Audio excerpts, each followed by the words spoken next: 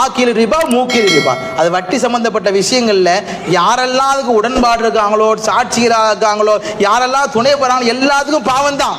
அதனால வட்டி மிக மோசமான பாவம் என்னன்னா வட்டி தான். அன்னைக்கு சமுதாயத்தில் பார்க்குற இன்னைக்கு பேங்க்ல பார்க்குறோம், அல்லாஹ் அக்பர், பார்த்தோன்னா சமுதாய பெண் மக்கள் எல்லாம் ஜுவல்ஸ் அட வச்சிருக்காங்க.